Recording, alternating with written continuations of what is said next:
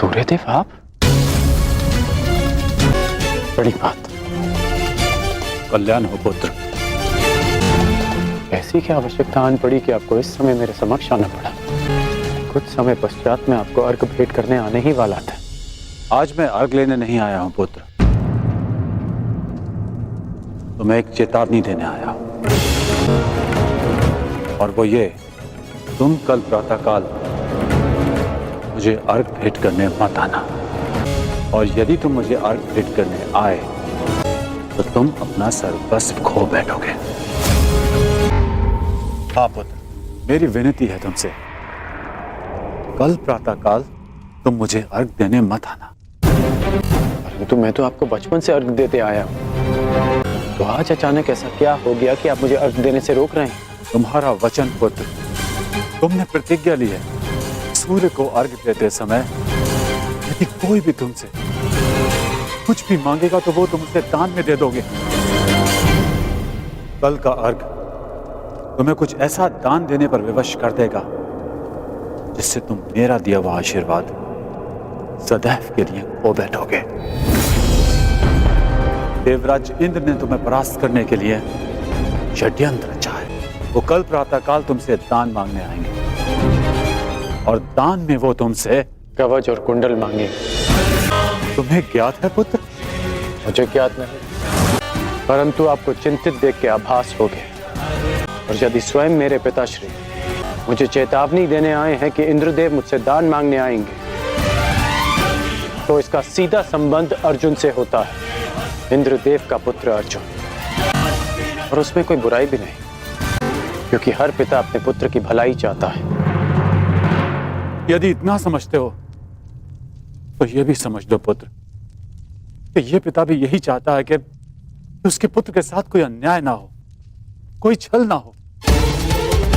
मेरी विनती है तुमसे, कल प्रातःकाल मुझे अर्घ देने मत आना। पहले भी मैं तुम्हारे साथ बहुत अन्याय कर चुका हूं पुत्र, परंतु अब और अन्याय नहीं। कहो पुत्र, अपने पिता की बात मानोगे? कल प्रातःकाल अर्घ देने नहीं आओगे ना?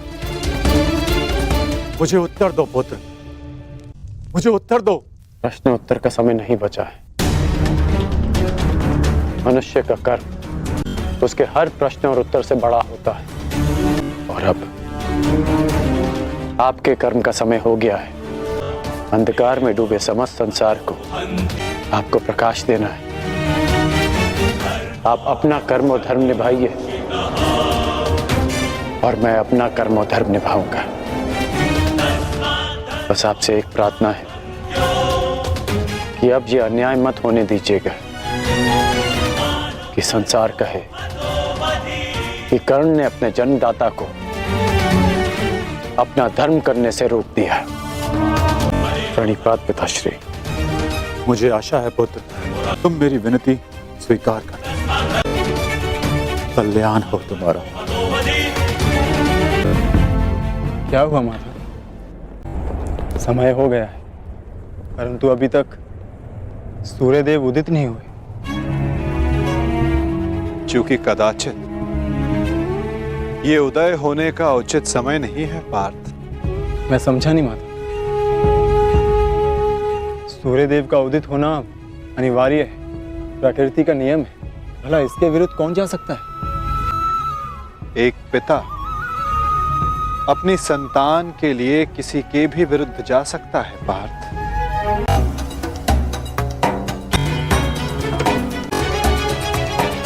प्राणिपात वासुदेव। प्राणिपात, मेरा आशीर्वाद है अर्जुन। इस महाभारत के युद्ध में तुम्हारी विजय निश्चित है। मैंने आपकी बात सुनी वासुदेव, और मैंने उसके मंतव्य को भी समझा। सूर्य उदय होना अनिवार्य है, यह प्रकृति का नियम है। अवश्य, परंतु इन नियमों के बंधन में सभी आते हैं। ब्राह्मण देव, सूर्य देव पर भी, मुझ पर भी, और आप भी। नियति चाहे प्रकृति की, चाहे देवताओं की हो या फिर मनुष्य की, परंतु उसे समझ पाना बहुत कठिन कार्य है। परंतु अवसर में यदि छल और भेदभाव आ जाए तो वो अवसर नहीं होता। एक पिता का धर्म होता है सदैव अपने पुत्र के हित में देखना, और एक पिता के अंधे पुत्र प्रेम के कारण ही ये महाभारत हो रही है ब्राह्मण देव। आज्ञा दें वासुदेव, मेरा प्रस्थान करने का समय हो चला है। प्राणीपात।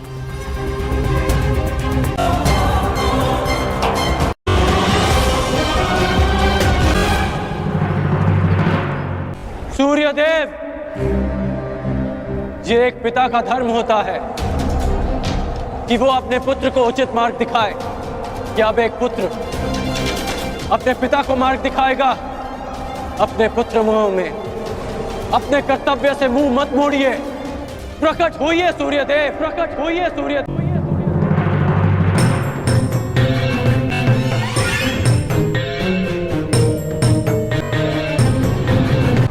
सूर्यदेव ने ना उदय होने का प्रण लिया है कर्ण।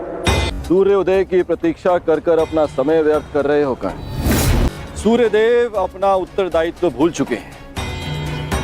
प्रकृति निर्मोही है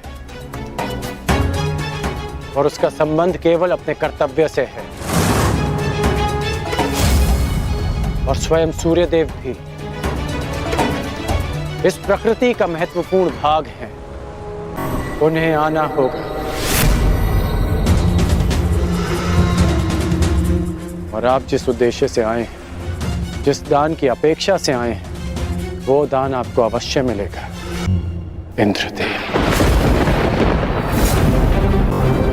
आपने एक भिक्षुक की मर्यादा का उल्लंघन किया है। अपने वास्तविक रूप में आइए इंद्रदेव। इसका अर्थ है कि सूर्यदेव ने तुम्हें पहले ही मेरे मंतव्य से अवगत करा दिया था। परंतु आश्चर्य का, फिर भी तुम अर्घ देने, दान देने, भेंट देने चले आए अंगराज। सूर्यदेव ने वो किया जो एक पिता का धर्म होता है। आपने वो किया जो एक पिता का मोह होता है, और मैं वो करूंगा जो एक योद्धा का कर्तव्य होता है, वचन का पालन। मानता हूं कि मैंने पुत्र मोह में ऐसा किया, परंतु पुत्र मोह का अपराधी केवल मैं ही नहीं, कोई और भी है जो अपने कर्तव्य मार्ग से टिक रहा है। कदाचित तुम्हारे पिता आज उदय ना होकर तुम्हें दान नहीं करने देना चाहते। दान का वचन मेरा है जिसे मैं पूर्ण करूंगा, और उदय होना सूर्यदेव का धर्म है। जब पुत्र अपना कर्तव्य निभा रहा है तो एक पिता को भी अपना धर्म निभाना होगा।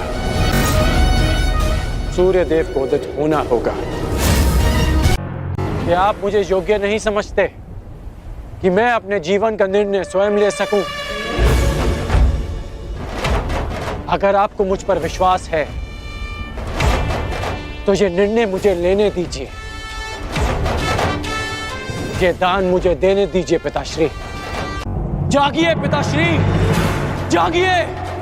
इस संसार के सामने इस दान का साक्षी बनिए।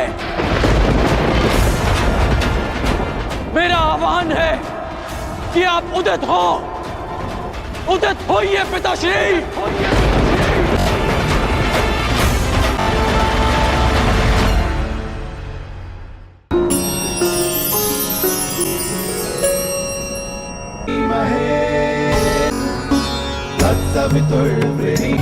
श्रेष्ठं सर्वसाधि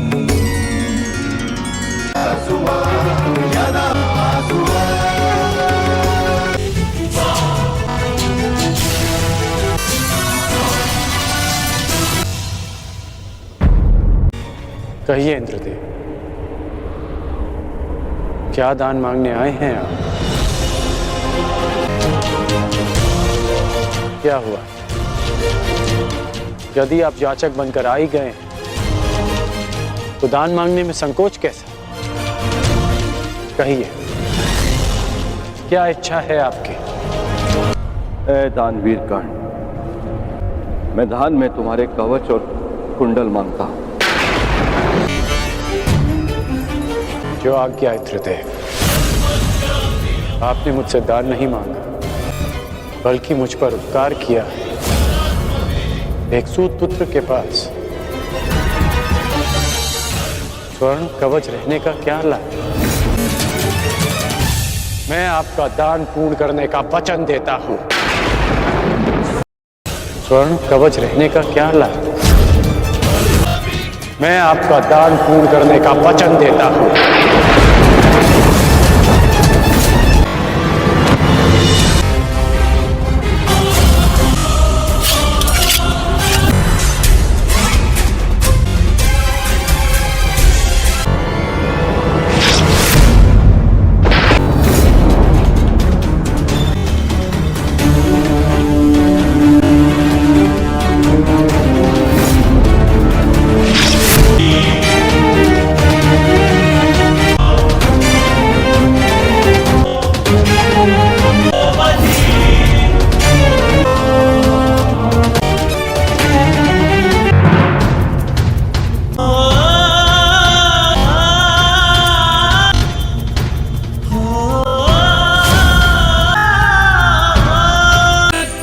से जीते ये सारा रण, शांत चित धरे आत्मबल भरे जीते हर मित्र।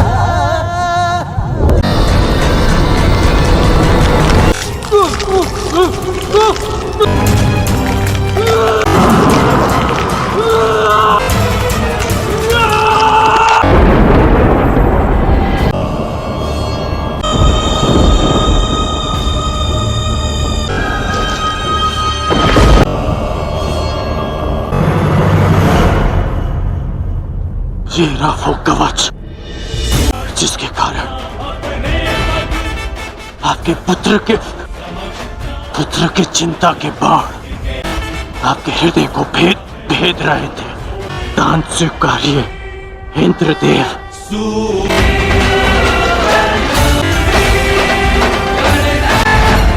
इस प्रकार नहीं इंद्रदेव। तो किस प्रकार पुत्र? दान स्वीकारने के लिए अपने वास्तविक रूप में आइए इंद्रदेव। ये आपके पुत्र और विलक्षण योद्धा के सम्मान के लिए कह रहा हूं मैं। उस माता के सम्मान के लिए कह रहा हूं जिसने अर्जुन जैसे योद्धा को जन्म दिया। दान में पुण्य का फल होता है। इसे छल का भाग मत बनाइए। अपने वास्तविक रूप में आइए। आइए इंद्रदेव अपने वास्तविक रूप में।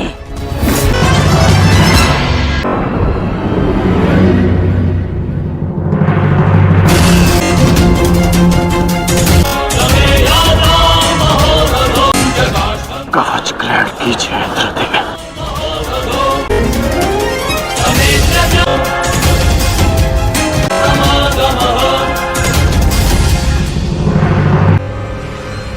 ये आपने क्या अनर्थ कर दिया पिताश्री?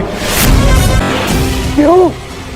क्या आवश्यकता थी आपको इसकी, जो आपने कर्ण से उसका कवच कुंडल छीन लिया? मैंने तो केवल नियति के न्याय का पालन किया, एक पिता धर्म का पालन किया है। ये किस प्रकार का पिता का धर्म है पिताश्री? पिता का धर्म होता है अपनी संतान में आत्मविश्वास जगाना, परंतु आप अपनी संतान की शक्ति पर विश्वास ना करके कौन सा पिता का धर्म निभा रहे हैं?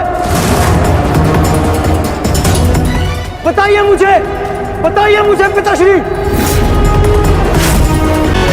अर्जुन, मैं तो केवल तुम दोनों के बीच होने वाले युद्ध में शक्ति का संतुलन बना रहा था। जब तक कर्ण के पास एक कवच और कुंडल था, तब तक तुम्हारा कोई भी प्रहार कर्ण पर प्रभाव ना करता। जबकि तुम्हारे पास ऐसी कोई दैव्य ढाल नहीं। आज मैं तुम दोनों के मध्य न्यायपूर्ण ध्वंस चाहता था, न्याय नहीं, छल छल किया है आपने पिताश्री। छल करके आपने कर्ण से दान में उसकी ढाल मांग ली। महान बनने के लिए मित्रों की आवश्यकता होती है और उससे भी अधिक महान बनने के लिए प्रबल शत्रुओं की। परंतु आपने तो मेरे शत्रु को निर्बल बनाकर मेरा मान ही कम कर दिया। मुझे आपसे ऐसी आशा नहीं थी पिताश्री। पहले एकलव्य के साथ अन्याय, उसका अंगूठा छीनकर उसे बाण संधान करने के लायक नहीं छोड़ा आचार्य द्रोण ने, और अब आपने अंगराज से उसका कवच छीन लिया। क्यों? क्या आपको मेरी शक्ति पर इतना भी विश्वास नहीं था जो आपने इतना बड़ा छल किया पिताश्री? कभी सोचा भी है आपने कि अर्जुन को इतिहास किस नाम से स्मरण करेगा? कि उसने उन योद्धाओं को परास्त किया जो उससे कम शक्तिशाली थे, कि समान कौशल रखने वालों के साथ छल किया उसने। मैंने इस महायुद्ध में कर्ण को परास्त करने का वचन दिया था, परंतु मेरे लिए मेरी सबसे बड़ी विजय को आपने छल से रचा हुआ प्रारब्ध बना दिया पिताश्री। और यदि अब मुझे विजय मिली तो भी उसे आपका छल गिना जाएगा, मेरी कुशलता नहीं। प्रारब्ध क्या है उसे कोई नहीं जानता अर्जुन। मुझसे मेरे कवच को छीना है, परंतु मेरे कौशल को नहीं। ना मैं धनुष उठाना भूला हूं, ना बाण संधान करना। तुम्हें जिस द्वंद की अपेक्षा है वो द्वंद तुम्हें अवश्य मिलेगा। स्मरण रखिएगा पिताश्री, ना मैं कभी इस छल के बोझ से मुक्त हो पाऊंगा और ना ही कभी आप इस अपराध बोझ से। तुमने सत्य कहा पुत्र अर्जुन, ये जानते हुए भी कि मैं कौन, मेरी मंशा क्या है, किस अपेक्षा से यहां आया हूं।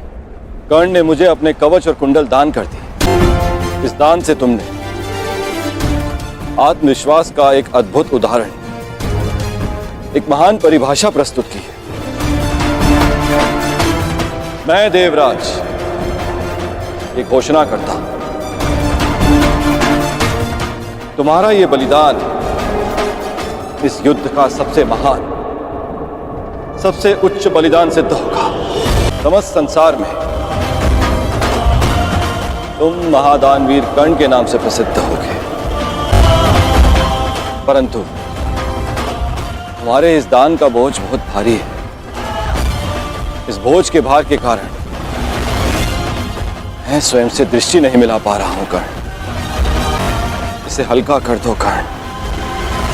और अब मैं तुम्हें वो अस्त्र देना चाहता हूं जो समस्त संसार में किसी भी प्रकार की ढाल को वेध सके। आप मेरे दान का उपहास उड़ा रहे हैं इंद्रदेव। ये एक दान था, कोई व्यापार नहीं। यदि आप कवच कुंडल के स्थान पर मेरे प्राण भी मांगते तो मैं प्रसन्नता से दे देता। मैं एक सूत पुत्र हूं और मेरे पिता ने मुझे सदा देना सिखाया है, लेना नहीं।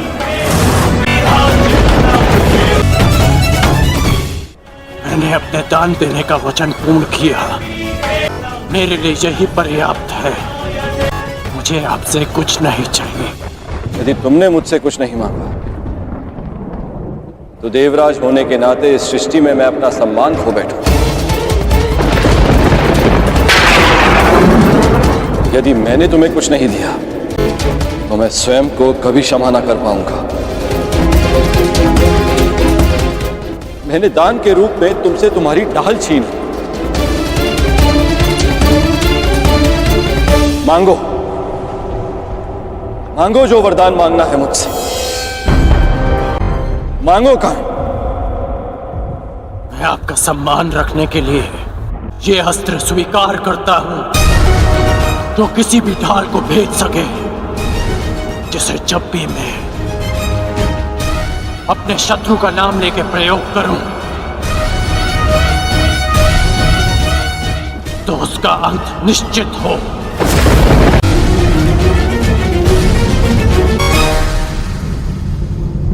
ठीक है, मैं तुम्हें अपनी अमोघ वास्तविक शक्ति प्रदान करता हूं।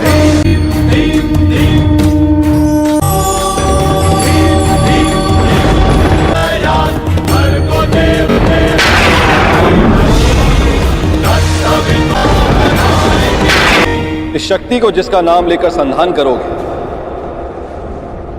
वो अवश्य मृत्यु को प्राप्त होगा, किंतु स्मरण रहे इस शक्ति का प्रयोग तुम केवल एक ही बार कर पाओगे, मेरा मान रखने के लिए। तुम्हारा धन्यवाद है दानवीर कर्ण।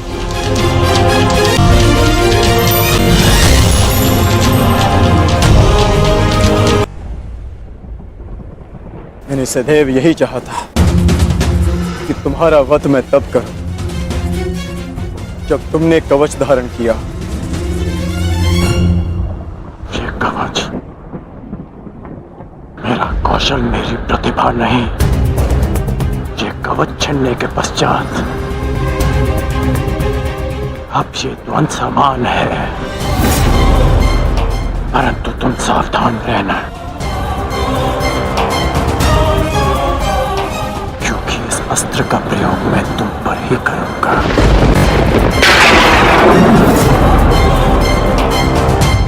मैं उस द्वंद की प्रतीक्षा करूंगा।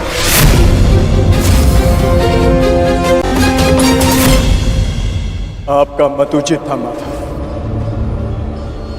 आज मैंने भी स्वीकार लिया कि कर्ण से बड़ा दानवीर कोई नहीं।